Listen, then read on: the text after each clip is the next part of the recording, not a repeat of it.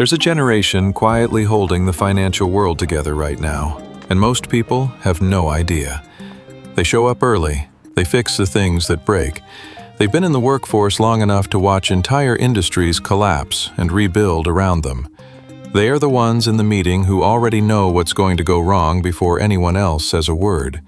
And yet, if you ask them how they feel about their financial future, something strange happens. Despite holding nearly $39 trillion in collective net worth, 38% of Generation X, the lowest rate of any living generation, believe they will need nothing short of a miracle to retire comfortably. Let that sit for a moment. Not the youngest generation, not the ones just starting out, the generation currently in their peak earning years, the generation that pioneered the side hustle, survived 2 major financial crashes, and kept going. They are the ones who feel the least secure about where they're headed. And that contradiction is exactly what this video is about. Because when you look at how Generation X actually behaves with money, what their psychology really is, and where all of it came from, the picture that emerges is not what most people expect. This isn't a story about failure. It isn't a story about bad decisions. It's a story about a generation that was shaped, early and permanently, by an environment where trust was a liability and self-reliance was the only currency that never lost its value. By the end of this video, you're going to understand not just how Gen X thinks about money, but why that thinking makes complete sense once you see what built it. If that's the kind of content you're looking for, subscribe now. Let's get into it. So, let's start at the beginning. Not at a stock portfolio, not at a savings rate, but at a kid walking home from school alone in 1979, letting themselves into an empty house with a key on a string around their neck. By 1984, an estimated 7 million children between the ages of 5 and 13 were regularly unsupervised after school in the United States. These were the latchkey kids, a generation whose parents were working, whose social infrastructure hadn't caught up with the new economic reality, and who learned, without anyone explicitly teaching them, that the world does not pause to accommodate your needs. No GPS, no instant messaging, no way to reach a parent in 30 seconds if something went wrong. What this created, psychologically, was what researchers describe as a high-contingency environment, a world where actions and consequences were directly linked, with no meaningful buffer in between. You did something, and the outcome followed fast. There was no one to absorb the gap, no parental intervention arriving in time to soften the landing. And so, an entire generation learned to think ahead, not as a skill they were taught, as a survival mechanism they developed. The brain adapted to anticipate consequences in real time because anticipating them was the only way to manage them. This is the foundation. Not Wall Street, not interest rates. A kid doing homework alone at a kitchen table, learning that the world is something you have to read carefully because it will not wait for you. That formation didn't disappear when Gen X grew up. It became the operating system they've been running ever since. And nowhere is it more visible and more misunderstood than in the way they relate to money. Because on the surface, Gen X's financial behavior can look like anxiety. It can look like paranoia, like excessive caution, like a generation that somehow can't enjoy what it has built. They drive older cars while maintaining serious investment accounts. They keep paper copies of financial documents in an era when everything is digital. They build extra income streams not out of passion, but out of a quiet, persistent sense that the floor could give way at any moment. But here's the first thing to understand.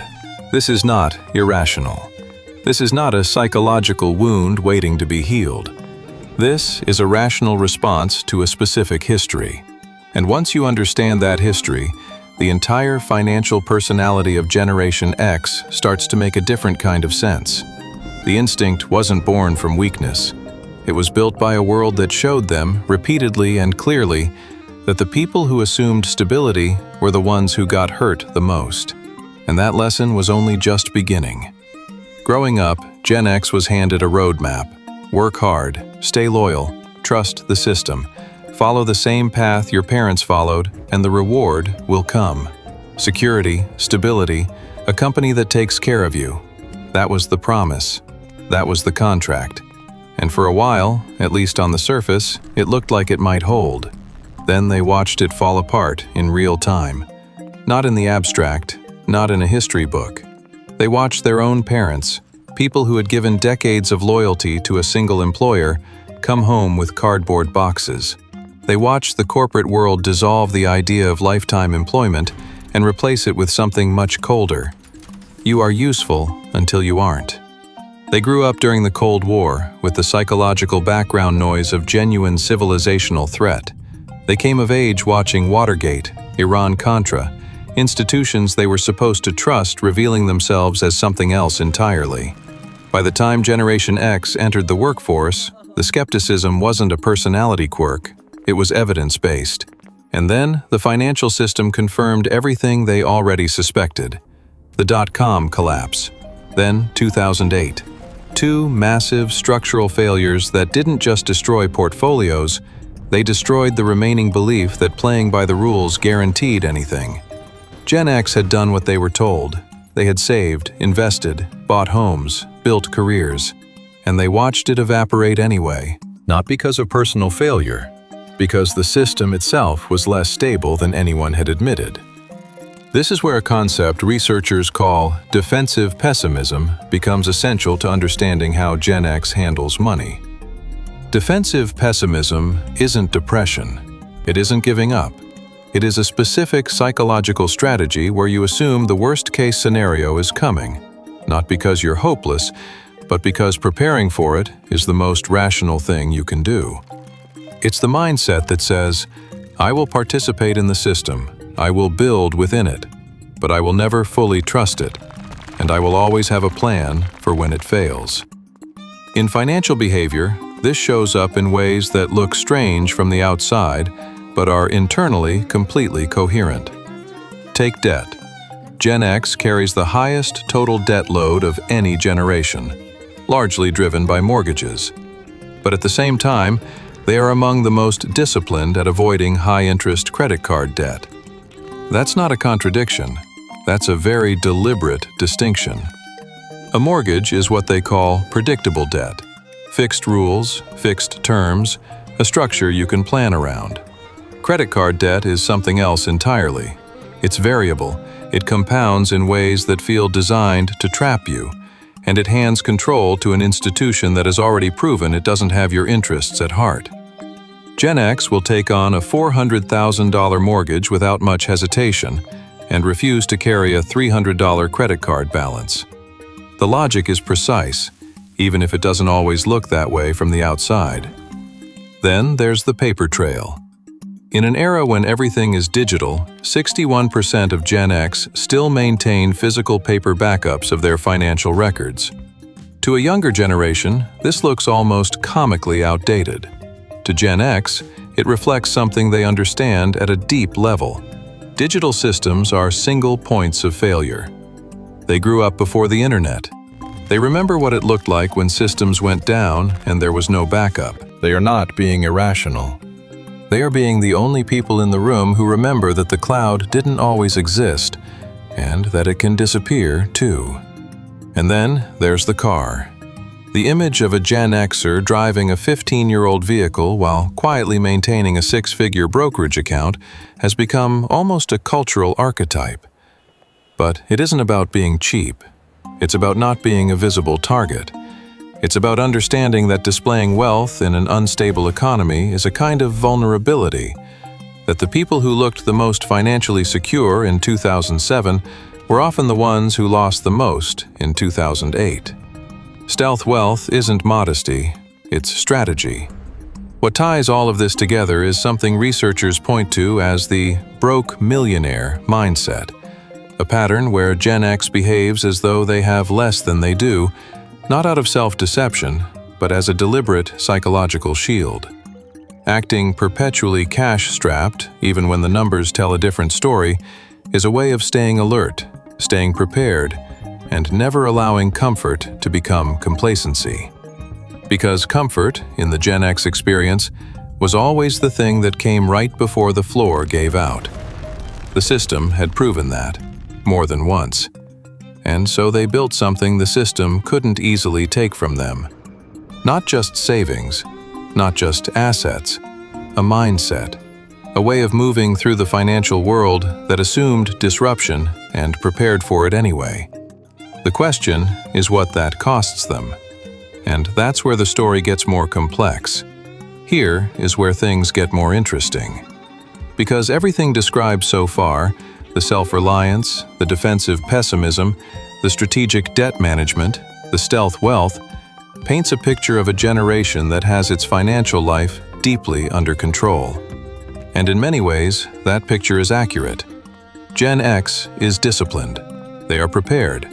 They have built more than most people realize.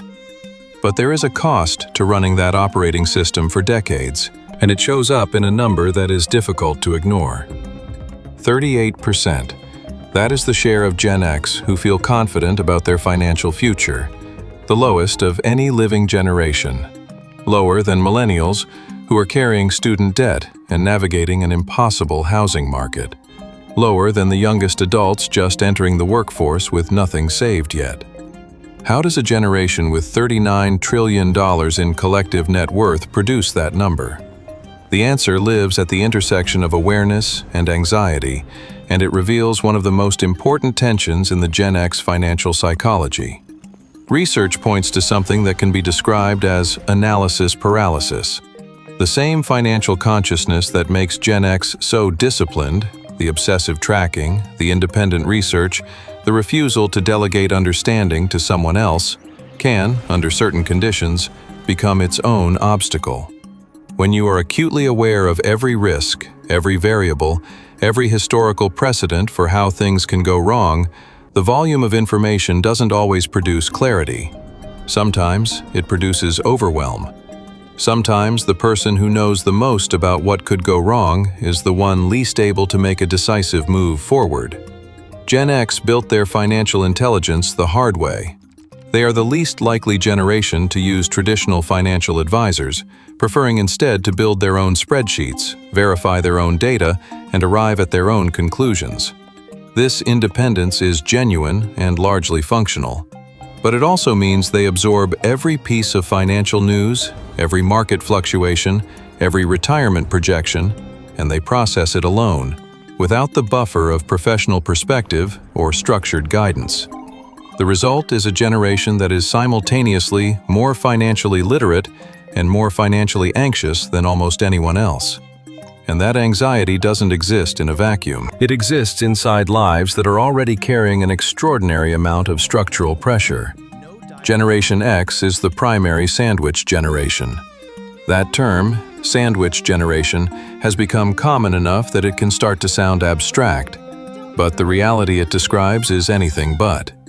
These are people who are simultaneously supporting aging parents and raising children of their own, often while managing the peak demands of a career.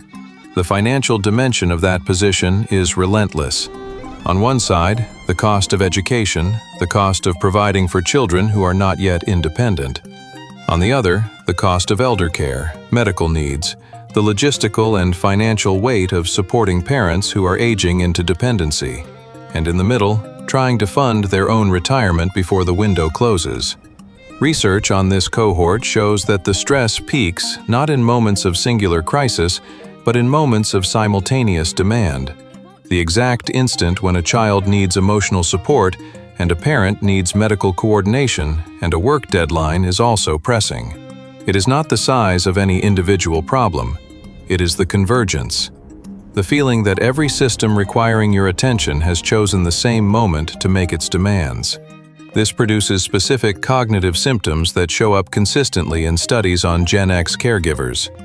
Forgetfulness, loss of concentration, chronic overthinking, a persistent background sense of guilt, the feeling that no matter where your attention is, it should probably be somewhere else.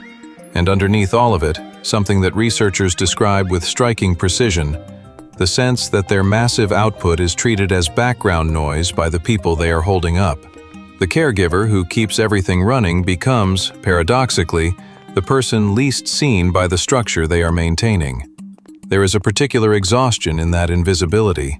Not the exhaustion of failure, the exhaustion of someone doing an enormous amount of work that is only noticed when it stops. And yet, and this is where the nuance becomes important, Gen X doesn't tend to collapse under this weight. They tend to absorb it, redistribute it internally, and keep moving. The coping strategies that emerge from research on this generation reveal a psychology that is remarkably adaptive, even when it is quietly suffering. They create deliberate pockets of recovery, small, intentional spaces carved out of overwhelming schedules, not grand vacations, not dramatic escapes, but precise, personal resets. A specific hobby, a concert, a meal that belongs entirely to them. These aren't indulgences, they are maintenance, the psychological equivalent of the paper backup, a redundancy built into the system so that when everything else is running at maximum load, there is still something that belongs only to them. Which brings us to one of the most misread financial behaviors in the entire Gen X profile. The fact that despite everything, despite the anxiety, despite the sandwich pressure, despite the defensive pessimism, Generation X spends more on live experiences than any other generation. An average of $3,000 a year on concerts, travel, events. More than younger generations with fewer obligations.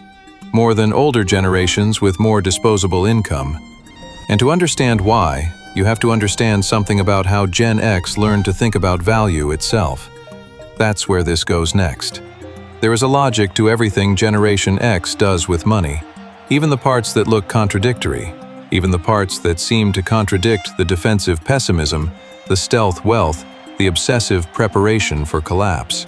Because when you understand why Gen X spends $3,000 a year on experiences while driving a 15-year-old car, something clicks into place about this entire generation's relationship with value. It starts with a simple observation that Gen X arrived at through lived experience rather than financial theory.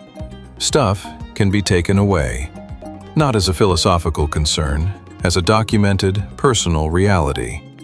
Houses go underwater, cars get repossessed, retirement accounts get cut in half by a market that doesn't care about your timeline. The things that were supposed to represent security, the material markers of a life well built, turned out to be the most vulnerable points in the entire structure. Gen X watched that happen to people they knew. They watched it happen to themselves. And somewhere in the processing of that reality, a different kind of asset calculus emerged. If the bank can foreclose on a house but cannot foreclose on the memory of a concert in 1994, then which one holds its value better? If a recession can strip away a car's worth overnight but cannot touch the personal growth that came from traveling somewhere unfamiliar, then which investment is actually more stable? If skills, relationships, and experiences are the only things that exist entirely outside the reach of institutional failure, then spending on them isn't recklessness. It's the most rational hedge available. This is not how Gen X would necessarily articulate it. They wouldn't sit down and explain it as portfolio theory, but it is the underlying logic. Experiences are the only non-repossessable asset. And a generation that learned early that the floor can give way has quietly built its life around the things the floor cannot take with it when it falls. This reframes everything. The $3,000 on live events isn't contradicting the financial discipline, it's completing it. It's the part of the portfolio that exists beyond the reach of the system they've never fully trusted. And it produces something that purely material accumulation never quite delivers. A guaranteed, permanent return in the form of memory, identity, and personal history that belongs entirely to them. But here is where the story reaches its deepest layer. Because underneath the defensive pessimism, underneath the latchkey independence, underneath the sandwich generation pressure and the analysis paralysis and the stealth wealth, there is something that research points to with quiet consistency. Something that defines what it actually feels like to be Gen X in relation to money. Not just how they behave, but what it costs them emotionally to maintain this architecture for decades. The confidence gap. 38% financial confidence in a generation with $39 trillion in net worth is not just a statistic. It is the emotional residue of a lifetime spent preparing for the worst while hoping, quietly, that the worst wouldn't come. It is what happens when your operating system is built around threat detection, when every financial decision is filtered through the question of what happens when this fails. You become extraordinarily good at surviving disruption, and you never fully learn how to rest inside stability, because stability itself has never felt entirely safe. This is the hidden tax of the Gen X financial psychology. Not the debt, not the sandwich pressure, not the retirement gap. The hidden tax is the inability to feel secure even when the numbers say you should. The persistent background hum of not enough, not yet, not safe, running underneath a life that, by most external measures, is actually quite solid. Research on financial self-efficacy, the belief in your own ability to manage money effectively, shows a direct connection to life satisfaction. When that belief is strong, people make better decisions, take more appropriate risks, and experience their financial lives with considerably less suffering. When it's weak, even genuine financial strength doesn't translate into felt security. The numbers and the feeling stop matching. And for Gen X, that gap between the numbers and the feeling is real. It was built across decades. It was reinforced by 2 financial crises, a lifetime of institutional betrayal, and a caregiving burden that never fully releases its pressure. It makes complete sense that it exists, but understanding where it came from is not the same as being permanently defined by it. Because there is another reading of the Gen X financial story, one that the defensive pessimism can make it hard to see from the inside. This is a generation that was handed no safety net and built one anyway. That was told to trust institutions and instead built self-reliance. That absorbed 2 economic collapses and kept constructing. That carries the weight of multiple generations simultaneously and hasn't stopped moving. The same psychological architecture that produces the anxiety also produced the resilience. They are not separate. The hypervigilance and the discipline come from the same place. The skepticism and the independence come from the same place. The distrust of the system and the refusal to be destroyed by the system come from the same place.